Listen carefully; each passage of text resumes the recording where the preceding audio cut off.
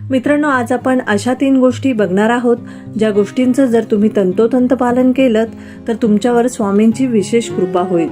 स्वामींची ही विशेष कृपा कशी प्राप्त होईल हे आपण जाणून घेणार आहोतच, पण त्याआधी व्हिडिओला लाईक करा आणि चॅनलला सबस्क्राईब करा।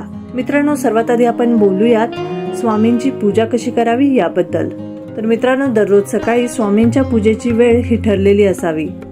शक्यतो ती वेळ सकाळी 4 ते 6 वाजेच्या दरम्यान असावी, कारण त्यावेळेस आपल्या अवतीभोवती एका अलौकिक दिव्य शक्तीचा वास असतो आणि स्वामींची पूजा करत असताना त्या पूजेत सर्व सामग्री असायला हवी। स्वामींची पूजा ही साग्र संगीत नसली तरी चालेल, पण स्वामींची पूजा करताना आपल्या मनामध्ये श्रद्धा असावी। बऱ्याच वेळा असं बघायला मिळतं की स्वामी महाराजांची पूजा करत असताना स्वामी भक्तांच्या मनात एक भीती असते की पूजा करत असताना काही चूक तर नाही होणार ना। तर याची काळजी करण्याची गरज नाही, कारण पूजा करताना तुमच्याकडून कुठलीही चूक जरी झाली तरी सुद्धा ती पूजा स्वामींना मान्य असते, कारण आपण सर्वजण स्वामींची लेकरं आहोत आणि स्वामी आपल्या लेकरांवर कधीच नाराज होत नाहीत।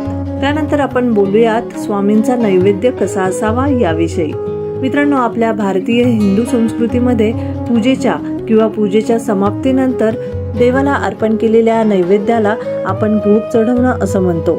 स्वामींना आणि इतर कुठल्याही देवाला नैवेद्याची आवड निवड नसते। देवाला मनोभावे अर्पण केलेला कुठलाही नैवेद्य चालतो।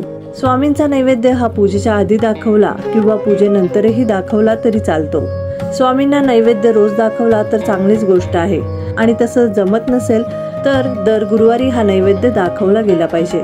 विशेष म्हणजे गुरुवारी स्वामींच्या नैवेद्याच्या थाळीमध्ये वरण भात, पोळी, एक कोरडी भाजी आणि एक पातळ भाजी असं असायला हवं, आणि त्या थाळीमध्ये एक गोड पदार्थ असायला हवा। आणि दररोज जर तुम्ही स्वामींना नैवेद्य दाखवत असाल तर आपला रोजचा स्वयंपाक जरी नैवेद्य म्हणून स्वामींना दाखवला तरी चालतो। स्वामींना नैवेद्य दाखवून झाल्यानंतर नैवेद्याच्या थाळीची पूजा करणं आणि त्या थाळीला पाणी फिरवणं अत्यंत गरजेचं असतं। नैवेद्य दाखवून झाल्यावर आपले हात जोडून डोळे बंद करून स्वामींना नैवेद्य ग्रहण करण्याची विनंती करा। त्यानंतर साधारण 30 मिनिटांनी तो नैवेद्य आपण प्रसाद म्हणून संपूर्ण परिवाराने ग्रहण करावा। मंडळी, बरेच भक्त स्वामींविषयी तक्रार करत असतात की ते म्हणतात, आम्ही एवढ्या वर्षापासून स्वामींची अतिशय भक्तिभावाने पूजापाठ करत आहोत, तरी सुद्धा आमच्या अडचणी, आमच्यावरील संकट दूर झाली नाहीत। मंडळी, सगळ्यात अगोदर तर आपण हे लक्षात घ्यायला पाहिजे की स्वामींची पूजापाठ आपण कुठलीही अपेक्षा न ठेवता केलं पाहिजे।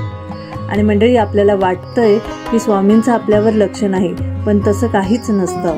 स्वामींचं आपल्या प्रत्येक भक्तावर एकदम व्यवस्थित लक्ष असतं। आपला कोणता भक्त अडचणीत आहे हे त्यांना माहिती असतं, परंतु आपल्या आयुष्याचे काही असे भोग असतात जे आपल्याला भोगावेच लागतात। पण स्वामी भक्त, एक गोष्ट नेहमी लक्षात ठेवा की आपण केलेल्या स्वामी सेवेचं फळ हे आपल्याला नक्कीच मिळतं। मित्रांनो, तुम्ही जर स्वामींचे भक्त असाल तर श्री स्वामी समर्थ असं कमेंट बॉक्समध्ये लिहायला विसरू नका।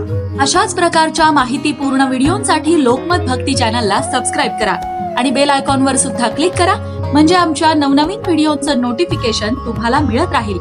तसंच योग्य आध्यात्मिक मार्गदर्शनासाठी लोकमत भक्तीच्या फेसबुक पेजला फॉलो करायला विसरू नका।